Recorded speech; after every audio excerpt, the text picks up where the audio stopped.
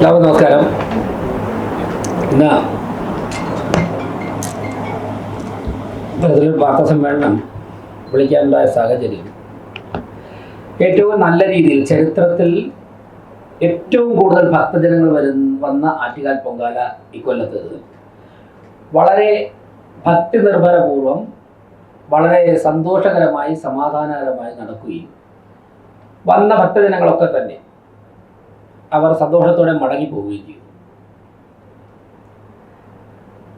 തിരുവനന്തപുരം കോർപ്പറേഷനും ആറ്റുകാൽ ക്ഷേത്ര ട്രസ്റ്റും അതോടൊപ്പം തന്നെ സംസ്ഥാന സർക്കാരിൻ്റെയും കേന്ദ്ര സർക്കാരിൻ്റെയും വിവിധ ഡിപ്പാർട്ട്മെൻറ്റുകളും പൊതുസമൂഹത്തിലെ വിവിധ സംഘടനകൾ, സാമുദായിക സംഘടനകൾ, ഇസ്ലാമിക ക്രൈസ്തവ ആരാധനാലയങ്ങൾ, സന്നദ്ധ സംഘടനകൾ, അതോടൊപ്പം റെസിഡൻസ് അസോസിയേഷനുകൾ, മാധ്യമപ്രവർത്തകർ എല്ലാവരും അവരുടേതായ പങ്ക് നിർവഹിച്ച് തന്നെയാണ് ഈ പൊങ്കാല ചരിത്രത്തിൻ്റെ ഭാഗമാക്കാൻ സാധിച്ചത്. അപ്പോൾ സ്വാഭാവികമായിട്ടും ആ ഘട്ടം കഴിഞ്ഞതിന് ശേഷം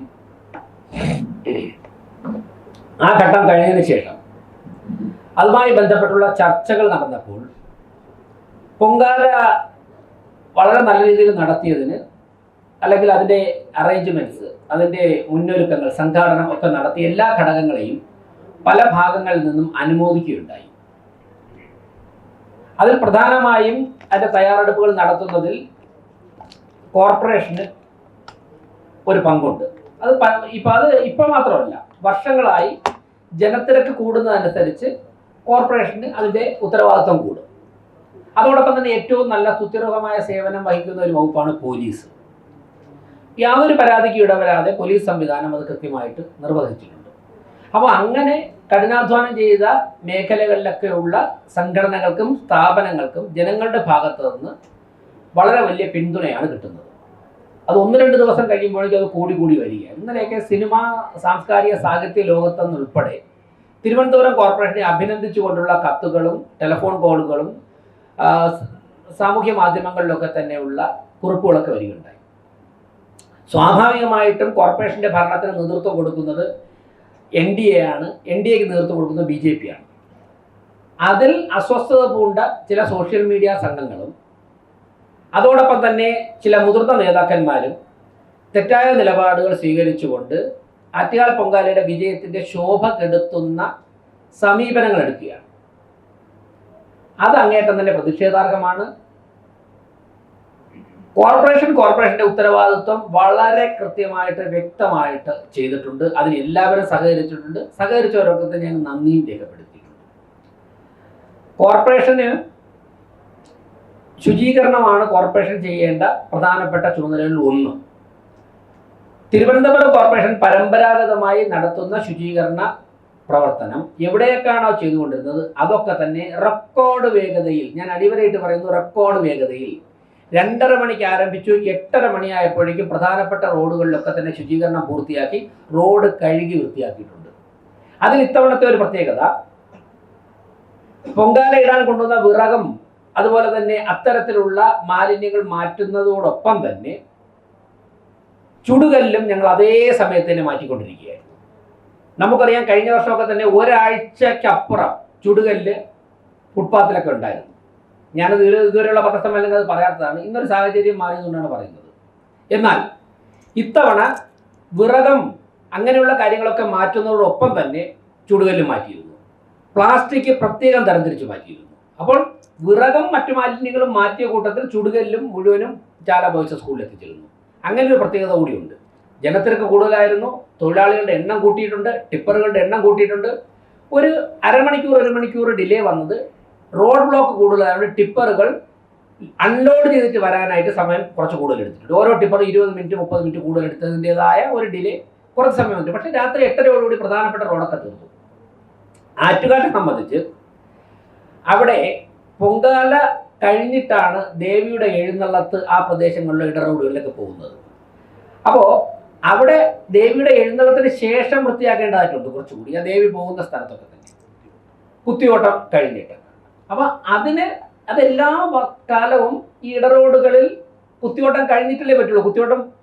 കുത്തിയോട്ടം പോകുമ്പോഴേക്കും അർപ്പിക്കുന്ന പുഷ്പം, അങ്ങനെയുള്ള കാര്യങ്ങൾ കുത്തിയോട്ടം കഴിഞ്ഞിട്ടല്ലേ മാറ്റാൻ പറ്റുള്ളൂ. ഇന്നസെന്റ് ഒരു സിനിമയെ പറഞ്ഞല്ലോ, കുറച്ചുകൂടെ നേരത്തെ പുറപ്പെടണമെന്ന് ചോദിച്ചതുപോലെ കുത്തിയോട്ടത്തിന് അർപ്പിക്കുന്ന പുഷ്പങ്ങൾ കുത്തിയോട്ടത്തിന് മുമ്പ് മാറ്റാൻ പറ്റില്ലല്ലോ. അപ്പോൾ അതിനുശേഷം മാറ്റി. അപ്പോൾ അങ്ങനെ കൃത്യമായിട്ട് നിർവഹിക്കേണ്ട കാര്യങ്ങൾ നിർവഹിച്ചു. മറ്റൊന്ന് നമുക്കറിയാം, ആറ്റുകാൽ ട്രസ്റ്റിന് അവിടെ കുറച്ച് കൂടുതൽ കോമ്പൗണ്ട് ഉണ്ട്. അവിടെയുള്ള നിർമ്മാണ പ്രവർത്തനങ്ങൾ, അവിടെയുള്ള മറ്റുള്ള കാര്യങ്ങളൊക്കെ തന്നെ മാറ്റുന്ന അവരാണ്. ഉത്സവം കഴിഞ്ഞിട്ട് ഇന്ന് തന്നെ ഇപ്പോൾ ട്രസ്റ്റിൻ്റെ സെക്രട്ടറി എനിക്കൊന്ന് 2 ചാനലുകളോട് അദ്ദേഹം അവരുടെ നിലപാട് പറഞ്ഞിട്ടുണ്ട്. ആ പ്രദേശത്തെ എല്ലാ വർഷവും ഇതൊക്കെ മാറ്റുന്നത് അവർ തന്നെയാണ്. അത് 2-3 ദിവസം കഴിഞ്ഞ് ഉത്സവത്തിൻ്റെ പൂവെല്ലാം ബാക്കി എല്ലാ ചടങ്ങുകളും പൂർത്തിയായതിനു ശേഷം 1-2 ദിവസം കഴിഞ്ഞിട്ട് അവർ തന്നെ മാറ്റാറുണ്ട്. ഞങ്ങളോട് പ്രാവശ്യം ആവശ്യപ്പെട്ടിട്ടില്ല. ആവശ്യപ്പെട്ടെങ്കിൽ ഒരു 10-20-25 കിലോമീറ്റർ ചുറ്റളവിലുള്ള മുഴുവൻ പ്രദേശവും വൃത്തിയാക്കി ഞങ്ങൾക്ക് അവിടുത്തെ ഒരു 1/2 ഏക്കർ അല്ല കുറച്ച് പൂ മാറ്റാൻ വേണ്ടി ഞങ്ങൾക്ക് ബുദ്ധിമുട്ടില്ല. പക്ഷേ അവരുടെ പ്രോപ്പർട്ടിക്കകത്ത് എല്ലാ കാര്യങ്ങളും അവർ ചെയ്യുന്നതായതുകൊണ്ട് തന്നെ ക്ഷേത്ര ട്രസ്റ്റ് തന്നെയാണ് അതിൻ്റെ ഉത്തരവാദിത്വം. ട്രസ്റ്റ് തന്നെ എന്ന് പറഞ്ഞിട്ടുണ്ട്. അപ്പോൾ അവിടെ നിർമ്മാണ പ്രവർത്തനം നേരത്തെ നടന്നു. നിർമ്മാണ പ്രവർത്തനം കോർപ്പറേഷൻ്റെ കൺട്രോളിലല്ല. അവരുടെ കല്യാണ മണ്ഡപവും അവിടുത്തെ പ്രതിമ നിർമ്മിക്കുന്നതും ഒക്കെ തന്നെ അവർ ചെയ്യുന്നതാണ്. അപ്രതീക്ഷിതമായി മഴ വന്നപ്പോഴേക്കും അവിടെ കുറച്ച് വെള്ളം ഉയർന്നു.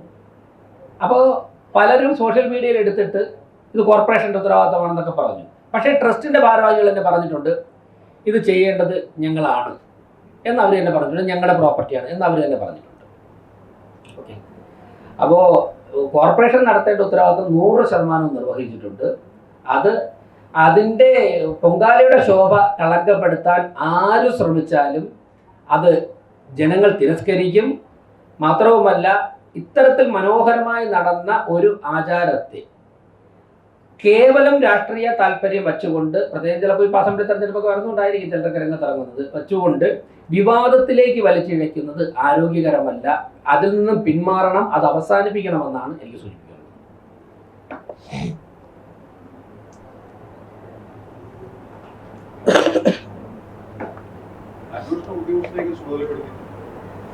എന്തന്വേഷിക്കാനാണ്? ആരാ ചുമതലപ്പെടുത്തിയിട്ടുള്ളത്?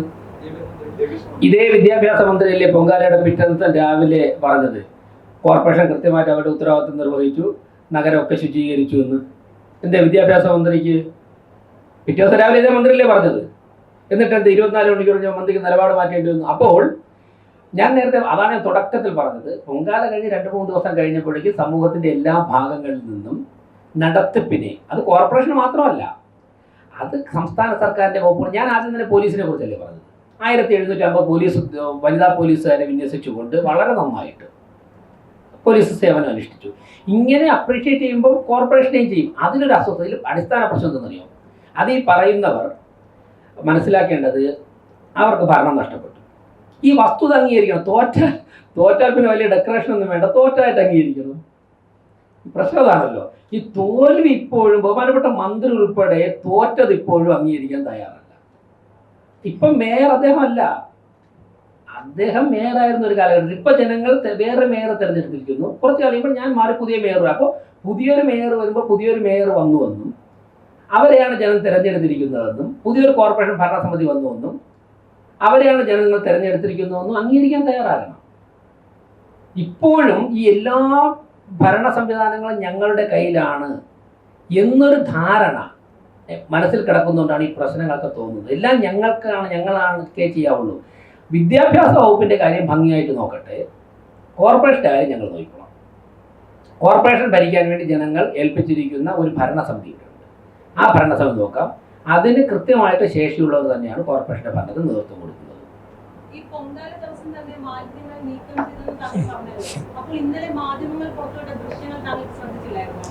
അല്ല, മാധ്യമങ്ങൾ ഒരുപാട് ദൃഷ്ടി സോഷ്യൽ മീഡിയയിലൊക്കെ വരാറുണ്ട്. എല്ലാ വാർത്തയും കാണാൻ പറ്റാറില്ല. പിന്നെ പണ്ടത്തെ പൊങ്കാല കഴിഞ്ഞ് ഞാൻ ഒരു മിനിറ്റ് പൊങ്കാല കഴിഞ്ഞ് 5 മിനിറ്റ് കഴിഞ്ഞുള്ള ദൃശ്യം എടുത്തു വെച്ചിട്ട് ഇന്നലെയും കിടക്കുന്നു പറഞ്ഞ് പുറത്തു വിട്ടവരുണ്ട്. അല്ലേ, ഞാൻ പറഞ്ഞത് മാധ്യമങ്ങൾ എവിടെ നിന്ന് ദൃശ്യങ്ങൾ എടുത്തെന്ന് ഞാൻ നോക്കിയിട്ടില്ല. മാധ്യമങ്ങൾ പല ദൃശ്യങ്ങളും എടുത്തിട്ടുണ്ട്. കോർപ്പറേഷൻ്റെ ഉത്തരവാദിത്വം നിർവഹിച്ചിട്ടുണ്ട്. കോർപ്പറേഷൻ മാറ്റേണ്ട സ്ഥലത്ത് നിന്ന് ഞങ്ങൾ കൃത്യമായിട്ട് മാറ്റിയിട്ടുണ്ട്. ക്ഷേത്ര ട്രസ്റ്റിന്റെ സെക്രട്ടറി എന്ന് പറഞ്ഞിട്ടുണ്ട്. സുഹൃത്തെ, ഞാൻ എൻ്റെ മറുപടി പറഞ്ഞല്ലോ. കോർപ്പറേഷൻ മാറ്റേണ്ട സ്ഥലത്ത് മാറ്റിയിട്ടുണ്ട്. 25-30 കിലോമീറ്റർ ചുറ്റളവിൽ നിന്ന് 4 മണിക്കൂർ കൊണ്ട് ഇതൊക്കെ മാറ്റി ലക്ഷക്കണക്കിന് വന്ന ചുടുകല്ലും രാത്രി 10 മണിക്ക് മുമ്പ് ഞങ്ങൾ നിശ്ചയിച്ച സ്ഥലത്തേക്ക് മാറ്റാനുള്ള ശേഷി ഞങ്ങൾക്കുണ്ടെങ്കിൽ ഈ 5 സെൻറ്റോ 10 സെൻറ്റിലോ കിടക്കുന്ന പൂവ് മാറ്റാനായിട്ട് ബുദ്ധിമുട്ടാണോ? അതൊക്കെ ഒരു ആചാരത്തിൻ്റെ ചടങ്ങിൻ്റെ ഭാഗമായിട്ടൊക്കെ വരുന്നത്. അത് കഴിഞ്ഞ് ക്ഷേത്രത്തിന് മാറ്റുന്ന രീതിയുണ്ട്. അവിടെ ഞങ്ങൾ കയറി ഇടപെട്ടാൽ അത് അതിൻ്റെയൊക്കെ ലംഘനമായി മാറും. എന്നിട്ട് വാർത്ത വേറെ ആയിരിക്കും. അങ്ങനെയൊന്നും ഉണ്ടാവാതിരിക്കുവാനാണ് കഴിഞ്ഞ വർഷം എന്തൊക്കെയാണോ ചെയ്തത്. കഴിഞ്ഞ വർഷം ഇതിന് നേതൃത്വം കൊടുത്ത ഉദ്യോഗസ്ഥർ തന്നെയാണ് ഇപ്പോഴും നേതൃത്വം കൊടുത്തത്. ഞങ്ങളാരെയും മാറ്റിയിട്ടില്ല. അവരുടെ നിർദ്ദേശം അനുസരിച്ചാണ് അവർ ആത്മാർത്ഥമായിട്ട്. ഇതിലാദ്യം എന്താ ചെയ്തത്? തൊഴിലാളികളെ ഉദ്യോഗസ്ഥരെ കുത്തിരിപ്പുണ്ടാക്കി അവരെ പിൻവലിപ്പിക്കാനായിട്ട് ഒരാലോചന നടന്നു. ഒരു തൊഴിലാളി പോലും പ്രവർത്തനത്തിന് പിന്നോട്ട് പോയിട്ടില്ല. ആത്മാർത്ഥമായിട്ട് കോർപ്പറേഷനെ മുഴുവൻ തൊഴിലാളികൾ ആത്മാർത്ഥമായിട്ട് വർക്ക് ചെയ്തു. അതുകൊണ്ട് അവിടെയൊന്നും ഒരു പാളിച്ചയും സംഭവിച്ചിട്ടില്ല.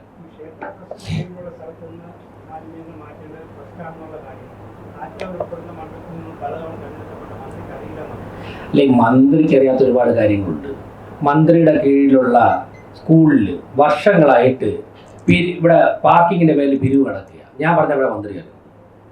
ചോദിച്ചു നോക്കും.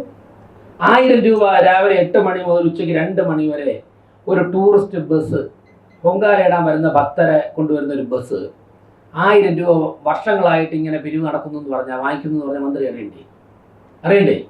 ഇതേ മന്ത്രിയുടെ മണ്ഡലത്തിലല്ലേ ഒരു ഓൾട്ടോ കാർ ഇടാൻ വേണ്ടി 400 രൂപ ചൈരാടി മുട്ടത്ത്. ഈ മുൻ ഭരണസമിതി ഇരുന്നപ്പോൾ കരാർ കൊടുത്തിരുന്ന കരാറുകാരനല്ലേ ഒരു കാറിന് ഒരു രാത്രിക്ക് 780 രൂപ ഗാന്ധി പാർക്കിൽ വാങ്ങിച്ചത്. ഇതൊന്നും മന്ത്രി അറിഞ്ഞില്ലേ? ഇതൊക്കെ അറിയണ്ടേ? ഇവിടെ ആറ്റുകാൽ പൊങ്കാലയ്ക്ക് മുമ്പ് നിരവധി ദിവസങ്ങൾ വെള്ളം കിട്ടാറുണ്ടല്ലോ പൈപ്പിലൂടെ. ജല അതോറിറ്റി ഭരിക്കുന്ന കോർപ്പറേഷൻ അല്ലല്ലോ. ഇവിടുത്തെ സ്റ്റാൻഡിംഗ് കമ്മിറ്റി ചെയർമാനോ അല്ലെങ്കിൽ ഈ ശ്രുതിയോ ഞാനൊന്നും അല്ലല്ലോ ജലവിഭവ വകുപ്പ് മന്ത്രി. എന്നിട്ട് MLA പ്രശാന്ത് പറഞ്ഞല്ലോ എയർ ബ്ലോക്ക് ഉണ്ടായതുകൊണ്ടാണ് വെള്ളം മുട്ടുണ്ടായെന്ന് പ്രശാന്ത് പറഞ്ഞില്ലേ? എയർ ബ്ലോക്ക് മാറ്റേണ്ടത് കോർപ്പറേഷൻ ഉത്തരവാദിത്തമാണോ? എന്നിട്ട് ടാങ്കറിൽ വെള്ളം കൊടുത്തു. ഞാനത് പറഞ്ഞു. അദ്ദേഹം പല കാര്യങ്ങളും മനസ്സിലാക്കാതെന്ന് പറയും. ടാങ്കറിൽ വെള്ളം കൊടുത്തു. ഞങ്ങളവിടെ കോടി കാണിച്ച ഫ്ലാഗ് ഓഫ് ചെയ്തതാണ്. അല്ല ഒരു ടാങ്കർ ഒരു കൊടിയും വെച്ച് കിട്ടിയില്ല. ഈ ഫ്ലാഗ് ഓഫ് ചെയ്തപ്പോൾ അദ്ദേഹം വിചാരിച്ച് ഫ്ലാഗ് ഓഫ് ചെയ്ത കൊടി ഏതോ പാർട്ടിയുടെ അതും കെട്ടിവെച്ച് അത് ഏതോ സംഘടനയുടെ കൊടി അത് കെട്ടി. അദ്ദേഹം പറഞ്ഞത് ടാങ്കറിൽ കൊടി വെച്ച് ഷോ കാണിക്കുന്നു. ടാങ്കറിൽ ആരും കൊടി വെച്ചില്ല. ഷോ ആരാ കാണിച്ചത്? സ്പെൻസർ ലോഞ്ച് 2 കുട്ടിയെടുത്ത് ഫോട്ടോ എടുത്തിട്ട് പോയാരാ? ഞങ്ങളൊക്കെ രാത്രി വെളുപ്പിന് 3 മണി വരെ ഫീൽഡിലുണ്ടായിരുന്നു. ഞങ്ങൾ ഉദ്ഘാടനം നടത്തിയിട്ട് വീട്ടിൽ പോയില്ല. ആരായിരുന്നു? അപ്പോൾ അത്തരത്തിലേക്കൊന്നും പോകാതിരിക്കുന്നതാണ് ആരോഗ്യകരം. ഓരോരുത്തരെയും ജനങ്ങളെ ഏൽപ്പിച്ച കാര്യങ്ങൾ അവർ ചെയ്യുന്നതായിരുന്നു നല്ലത്.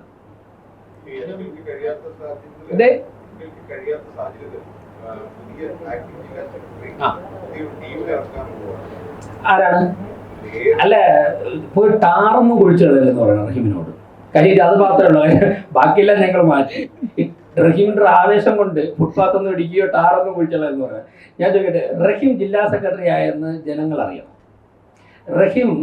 റഹീം ജില്ലാ സെക്രട്ടറി ആയതിന്റെ സാന്നിധ്യം അറിയിക്കുവാൻ വേണ്ടിയാണ് റഹീം ഇതൊക്കെ കാര്യം. റഹീം എവിടെ പരിപാടി അവതരിപ്പിച്ചാലും നമുക്കറിയാം. അത് അല്ലേ? റഹീം പണ്ട് തേഞ്ഞിപ്പാലം പോലീസ് ഓഫീസിൽ മാർച്ച് നടത്തിയതുകൊണ്ട് നമുക്ക് എല്ലാവർക്കും അറിയാമല്ലോ. ഞാൻ കൂടുതൽ പറയുന്നില്ല. പക്ഷേ റഹീം ഒരു കാര്യം മനസ്സിലാക്കേണ്ടത്, ആറ്റുകാൽ പോലുള്ള ഒരു ക്ഷേത്രത്തിനെ, പവിത്രമായ ഒരു ക്ഷേത്രത്തിനെ, ഉത്സവത്തെ വിവാദത്തിലേക്ക് കൊണ്ടുവന്നിട്ട് വേണമോ റഹീമിന്റെ ലാൻഡിങ് നടത്തേണ്ടത് എന്ന് റഹീം ആലോചിക്കണം. അതൊരു അപകടകരമായ രാഷ്ട്രീയമാണ്. അതിൽ നിന്നും റഹീം പിന്മാറണം. റഹീം ഇന്നലെ ലാൻഡ് ചെയ്തതിന് ശേഷം മാത്രമാണ് ഇങ്ങനെയുള്ള വാർത്തകളൊക്കെ വന്നു തുടങ്ങിയിട്ടുള്ളത്. വേറൊരു പ്രശ്നം കൂടിയുണ്ട്. ആറ്റുകാൽ വാർഡ് നഷ്ടപ്പെട്ടു അവർക്ക്. ശ്രുതി അവിടെ നിന്ന് ജയിച്ചു. ശ്രുതിയാണല്ലോ അവിടുത്തെ കൗൺസിലർ. ഈ ആറ്റുകാൽ വാർഡ് നഷ്ടപ്പെട്ടത് അവിടുത്തെ മുൻ കൗൺസിലറുടെ കയ്യിലിരിക്കൊണ്ടാണെന്ന് എല്ലാവർക്കും അറിയാം. ഞാൻ ചോദിക്കട്ടെ, കോർപ്പറേഷൻ ഇത്രയും ദൂരം വ്യാപിച്ച് മണ്ണന്തലം മുതൽ കിടക്കുന്ന പൊങ്കാല, ഇത് ആറ്റുകാൽ മാത്രം DYFIക്ക് ഈ പ്രതിസന്ധി തോന്നിയത്? അപ്പോൾ ആറ്റുകാൽ വാർഡ് നഷ്ടപ്പെട്ടു, ആറ്റുകാൽ BJP ജയിച്ചു. തോറ്റതിൻ്റെ പ്രശ്നം മുൻ കൗൺസിലറുടെ പ്രവർത്തനത്തിലുള്ള ജനങ്ങളുടെ വിയോജിപ്പാണ്. അത് മറയ്ക്കാൻ വേണ്ടിയിട്ട് കാണിക്കുന്നതാണ്. ഞാൻ ഇപ്പോൾ ഇത്രയും പറയുന്നുള്ളൂ. കൂടുതൽ ആവശ്യമാണെങ്കിൽ പറയാം.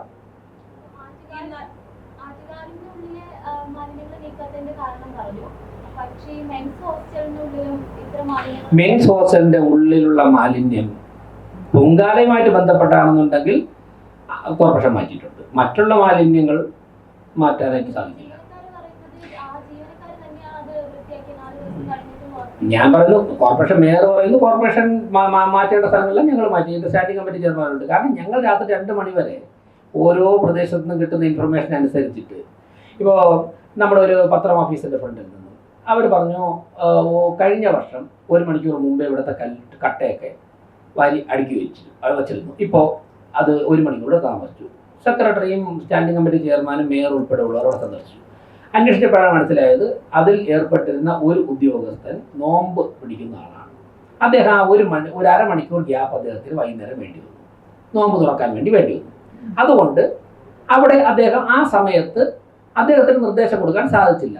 സ്വാഭാവികമായിട്ടും നമുക്കത് കാര്യം അത് മനസ്സിലായി. അദ്ദേഹം വന്നു വളരെ വേഗത്തിൽ ആ അരമണിക്കൂർ വരാൻ പറ്റാത്ത ഉൾപ്പെടെ അരമണിക്കൂറോട് അദ്ദേഹം വളരെ വേഗത്തിൽ അത് ചെയ്തു. വേറെ ചില സ്ഥലങ്ങളിൽ കൂടുതൽ പൊങ്കാല ഉണ്ടായിരുന്നു. അപ്പോൾ അതുകൊണ്ട് അവിടെ ആ സമയത്ത് കുറച്ച് കൂടുതൽ സമയം വേണ്ടി വന്നു. ഇതൊക്കെ വൃത്തിയാക്കാനായിട്ട് കഴിഞ്ഞ ദിവസം 7 മണിക്ക് വൃത്തിയാക്കുന്ന സ്ഥലത്ത് ഇപ്പോഴും 7 മണിക്ക് തന്നെ വൃത്തിയാകണമെന്നില്ല. അവിടെ കുറച്ച് കൂടുതൽ 1000 പൊങ്കാല കൂടുതലുണ്ടായിരുന്നു. അപ്പോൾ അതിൻ്റെ സമയം എടുക്കില്ലേ? ഇങ്ങനെയുള്ള ചില കാര്യങ്ങളുണ്ട്. അതിൻ്റെ പുറകിൽ സോഷ്യൽ മീഡിയയും കൊണ്ട്, അതിൻ്റെ പുറകിൽ ഓൺലൈൻ ചാനലും കൊണ്ട് 2-3 ഓൺലൈൻ ചാനൽ തന്നെ ഇതിനു വേണ്ടി പുതിയതായിട്ട് തയ്യാറാക്കി ഇറക്കുന്നവർ ഇങ്ങനെയൊക്കെ നടന്നു. പിന്നെ ഞാൻ കഴിഞ്ഞ വർഷവും ഈ ട്രസ്റ്റിൻ്റെ സ്ഥലത്ത് പിന്നെ ഒരു ദിവസം കഴിഞ്ഞിട്ട് തന്നെയാണ് മാറ്റിയത്. പക്ഷേ ഞങ്ങൾ ഈ പുറകിൽ സോഷ്യൽ മീഡിയയും കൊണ്ട് നടന്ന് ഓൺലൈൻ ചാനലും കൊണ്ട് നടന്ന് അതിനെ ഇപ്പോൾ റഹീം കൊഴിഞ്ഞു പോകുന്ന ആൾക്കാരെ വോട്ടും പിടിക്കാനാണ് നോക്കേണ്ടത്. ഇങ്ങനെ നെഗറ്റീവ് കണ്ടുപിടിച്ചുകൊണ്ടാണ് തുടങ്ങുന്നതെങ്കിൽ കഴിഞ്ഞ ജില്ലാ സെക്രട്ടറി ബൂത്തിൽ ലീഡ് ചെയ്ത പാർലമെന്റിൽ BJP ആണ്. ആ ഒരു അവസ്ഥയെക്കാളും ഗംഭീരമാവും.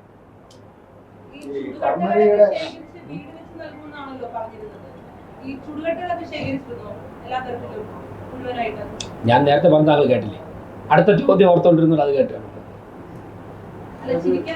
ഞാൻ ചിരിച്ചില്ല, ചിരിച്ച അരുണ്ടാണ് പറഞ്ഞു ചിരിക്കരുത്.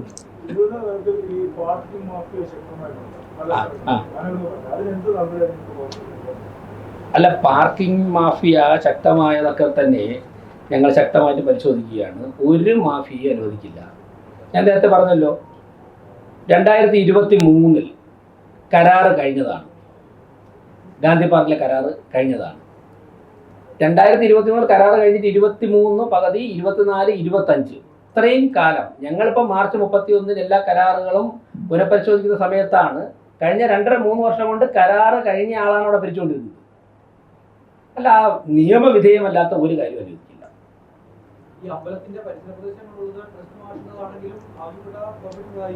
തീർച്ചയായിട്ടും ഞങ്ങളോട് പറഞ്ഞിരുന്നെങ്കിൽ ഞാനതാണല്ലോ മാമല് പറഞ്ഞത്, 25 കിലോമീറ്റർ ചുറ്റളവിലുള്ള ഒക്കെ തന്നെ മാറ്റാൻ വേണ്ടി ഞങ്ങൾക്ക് 4-5 മണിക്കൂർ കൊണ്ട് ഞങ്ങളുടെ മെഷീനറി കൊണ്ട് സാധിക്കുമെങ്കിൽ ഞങ്ങൾക്കത് ആവശ്യപ്പെട്ടെങ്കിൽ അത് അപ്പം തന്നെ നമ്മൾ ചെയ്തത്. ഇന്ന് ട്രസ്റ്റ് സെക്രട്ടറി അത് ആവശ്യപ്പെട്ടു. സ്റ്റാൻഡിംഗ് കമ്മിറ്റി ചെയർമാൻ നേരിട്ട് അവിടെ ചെന്നത് മാറ്റി.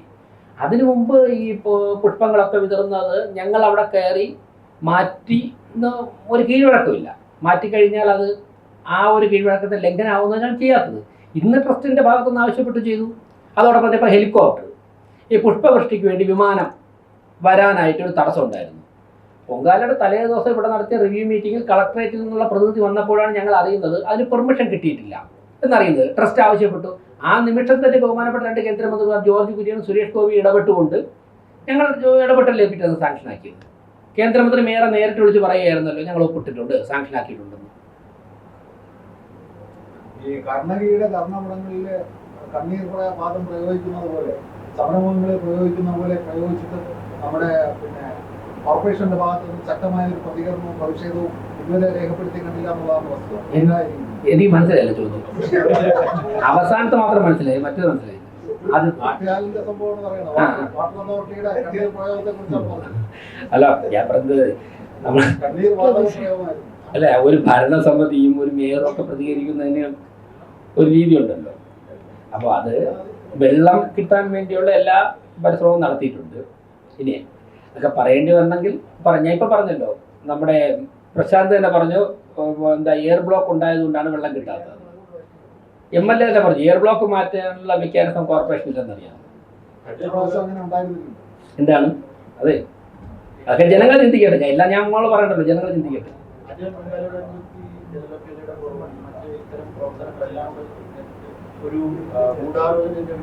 അല്ല, ഞാൻ അങ്ങനെ ഒന്നും പറയുന്നില്ല. അതിൻ്റെ പിന്നിലും മുന്നിലും ഗൂഢാലോചന വലിയ തലത്തിൽ നടന്നു എന്നൊന്നും ഞാൻ പറയുന്നില്ല. പക്ഷേ പൊങ്കാല കഴിഞ്ഞിട്ട് കഴിഞ്ഞ 2 ദിവസമായിട്ട് തിരുവനന്തപുരം കോർപ്പറേഷനെ അഭിനന്ദിച്ചുകൊണ്ട് ജനങ്ങൾ, പ്രത്യേകിച്ച് സാമൂഹിക സാംസ്കാരിക മേഖലകളിൽ നിന്നും ചലച്ചിത്ര മേഖലകളിൽ നിന്നും ഉൾപ്പെടെ ജനങ്ങൾ പിന്തുണയ്ക്കുന്നതിൽ ചില രാഷ്ട്രീയ കേന്ദ്രങ്ങൾക്ക് അസ്വസ്ഥതയുണ്ട്. അതുകൊണ്ടാണല്ലോ അന്വേഷണവും എന്നൊക്കെ പറഞ്ഞു വരുന്നത്. മറ്റൊരു കാര്യം കൂടി, ഇന്നലെ ഈ ശുചീകരണ തൊഴിലാളികൾ തന്നെ നഗരത്തിന്റെ പല സ്ഥലങ്ങളിൽ നിന്നും ശേഖരിച്ച മാലിന്യങ്ങൾ കൊണ്ടുവന്ന് ഈ ക്ഷേത്ര പരിസരത്ത് തന്നെ ഇടുന്ന ഒരു കാഴ്ച നമ്മൾ കണ്ടിരുന്നു. ഞങ്ങൾ കണ്ടില്ല, ഞാൻ കണ്ടിരുന്നു. അതൊന്നും ചെയ്യാൻ പറ്റില്ല. വേറെ ഈ അന്വേഷണം അങ്ങേക്ക് എതിരെ തന്നെ ആയിരിക്കുമെന്ന് തോന്നുന്നുണ്ടോ? റിപ്പോർട്ട്, അന്വേഷണ റിപ്പോർട്ട് പുറത്തു വരുമ്പോ ഈ രാജസ്ഥാൻ മരുഭൂമിയിലൂടെ മണൽ കയറ്റി അയക്കരുതേ. അതെ, വെറുതെ അതാണ് ഞാൻ പറഞ്ഞത്. അതായത് അദ്ദേഹം തിരുവനന്തപുരത്തുള്ള ആളാണല്ലോ, തോറ്റു എന്ന് അംഗീകരിച്ചാൽ മതി, പ്രശ്നമൊക്കെ മാറും. ഈ കോർപ്പറേഷൻ ഭരണം നടത്താൻ നമ്മളെ ഏൽപ്പിച്ചിട്ടുണ്ട്. ഞങ്ങൾ രാജ്യം ഭരിക്കുന്ന പാർട്ടിയുടെ പ്രവർത്തകരാണ്. ഞങ്ങൾക്കൊരു കോർപ്പറേഷൻ്റെ ഭരണം മനോഹരമായി ഏത് തരത്തിൽ കൊണ്ടുപോകണമെന്ന് അറിയാം. ജനങ്ങൾക്കൊക്കെ വിശ്വാസമുണ്ട്. അപ്പോൾ അവർ തോറ്റു. 29 അംഗങ്ങളെയാണ് ജനങ്ങൾ കൊടുത്തത്. ആ ഒരു ടേം ഒരു പ്രതിപക്ഷത്ത് പ്രവർത്തിക്കട്ടെ. അത് അംഗീകരിക്കാൻ ഇപ്പോഴും ഈ തോറ്റു എന്ന് അംഗീകരിക്കാൻ തയ്യാറാവാത്ത ആൾക്കാരിൽ ഒരാളാണ് അദ്ദേഹം. അതാണ് അദ്ദേഹം ഞാനാണ് സീനിയർ എന്നൊക്കെ പറയുന്നത്. അല്ല, ഞാനാണ് ഇപ്പൊ പൊങ്കാല തുടങ്ങുന്നതിന് മുമ്പേ ഉള്ള സീനിയോറിറ്റി ഒന്നുമില്ലല്ലോ.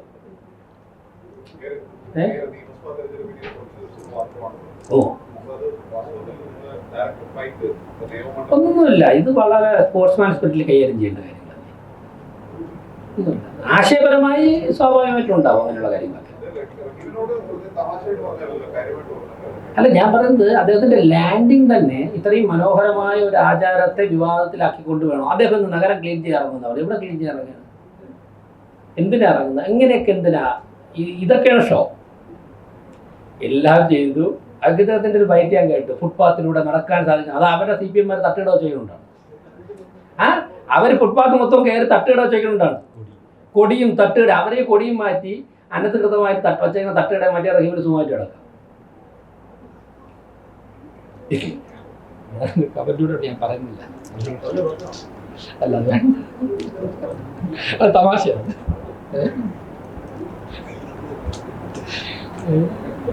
നിങ്ങൾ പറഞ്ഞോ, ഈ ഫുട്പാത്തിലൂടെ നടക്കാൻ പറ്റാത്ത തരത്തിൽ തിരുവനന്തപുരത്ത് നഗരസഭ വൃത്തിയാക്കേണ്ട എവിടെയാ പ്രശ്നമുള്ളത്? ഏതെങ്കിലും ഒരു മാധ്യമ പ്രവർത്തകനോ പ്രവർത്തകയോ?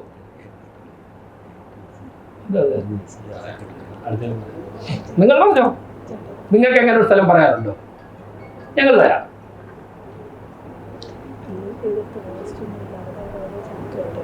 അതിനകത്ത് ഈ പറയുന്ന ഒരു കാര്യം അത് വളരെ പ്രധാനമാണ്. അത് മേയറായിരുന്നു, 2 വട്ടം മന്ത്രിയായി. ആരൊക്കെ സീനിയോറിറ്റി എത്തിയില്ല. എന്റെ പ്രസവിച്ച കുറച്ച് ലേറ്റ് ആയിട്ടാണ്.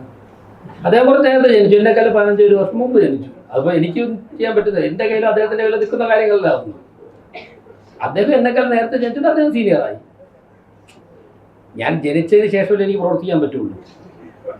സിമ്പിളല്ലേ ഇത്? കാരണം ഇതിലൊക്കെ ഞാൻ പറഞ്ഞ അദ്ദേഹം ഇതൊക്കെ നിർത്തിയിട്ട് വിദ്യാഭ്യാസ വകുപ്പ് ഭരിക്കട്ടെ. അല്ല, അരുൺ റീപ്രൊഡ്യൂസ് ചെയ്യുന്നേ ഉള്ളൂ.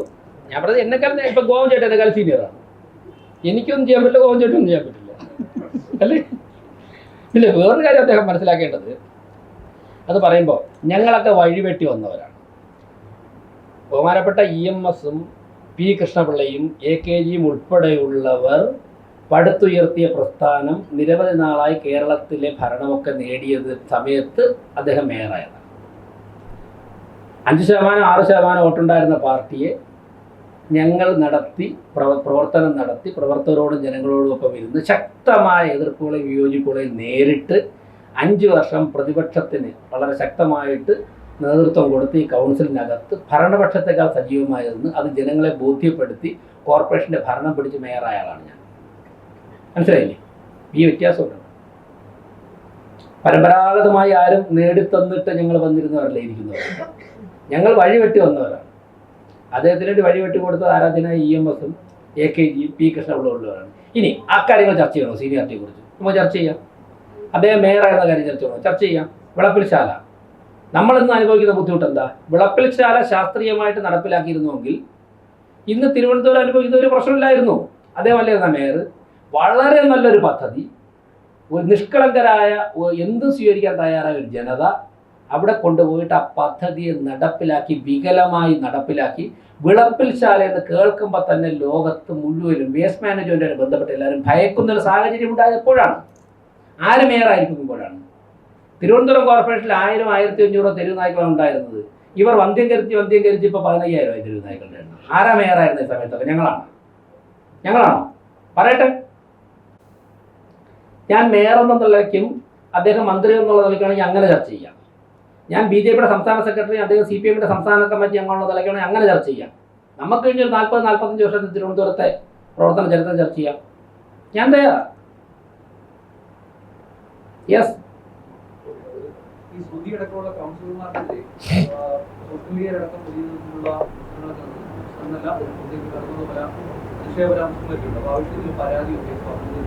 ഞങ്ങളതൊന്നും ശ്രദ്ധിക്കാറില്ല.